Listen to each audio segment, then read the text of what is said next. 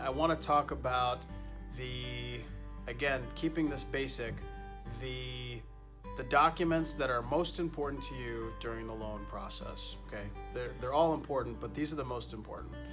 At the beginning, you have the loan estimate. At the end, you have the closing disclosure. Okay, without getting too complicated, there's timing things that matter to both of those documents.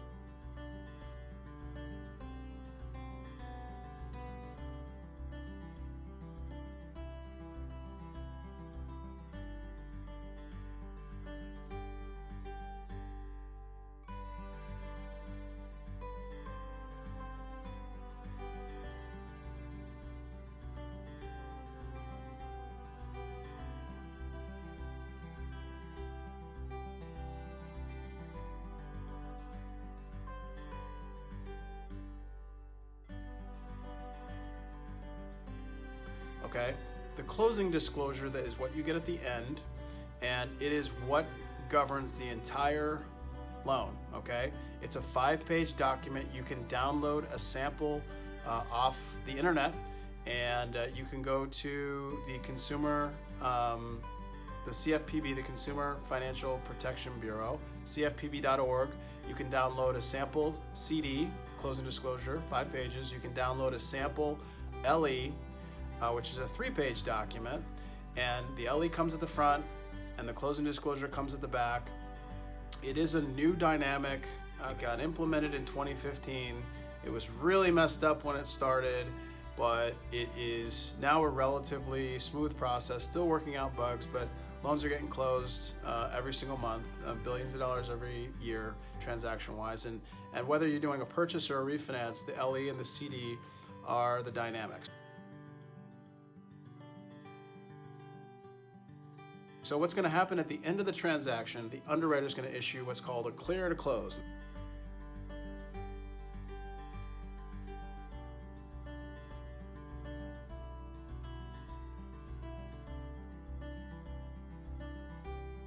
So what ends up happening is we go from quadrant 3 to quadrant 4. Now it's in the closer funders department.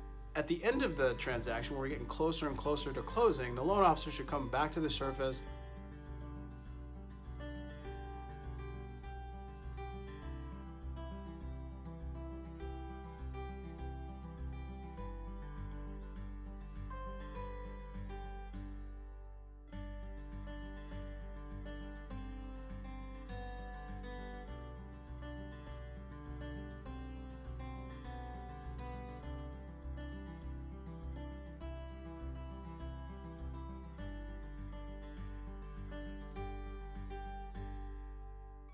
And kind of reestablish a regular contact and say, hey, we're almost to the end. We're going to get this document, and we're going to go through it line by line so that you understand everything. So at the end, you're going to get a closing disclosure that you ideally are reviewing with the loan officer, your loan officer that you've been collaborating with this whole time. It's going to have your loan amount, your purchase price. It's going to have the seller, the buyer, the lender. It's going to have the cash to close that you're going to bring.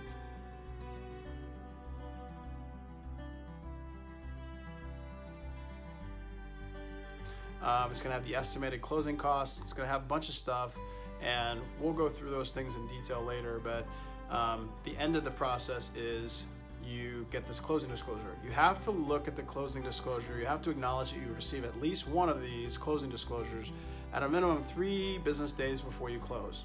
Super important, because if you don't get one in time, or if it changes meaningfully between the 3-day period and the day you close, then things get jacked up and you got to move out your closing date, and that can impact a lot of different things. The day you close matters.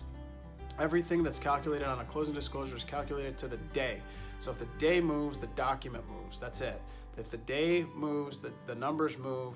Everything's got to be recalculated. It absolutely matters the day you close.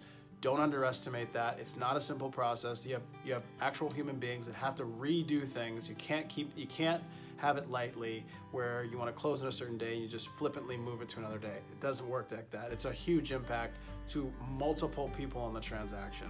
So the closing date matters. So that's what ends up happening at the end of the process. You'll review your closing disclosure, you'll review how much you're going to bring to close, you'll review to whom you're going to make out a cashier's check, not a personal check, a cashier's check, and or who you're going to wire the funds to, and the wiring instructions, which must come from the title company. A lot of wire fraud out there, you got to be careful.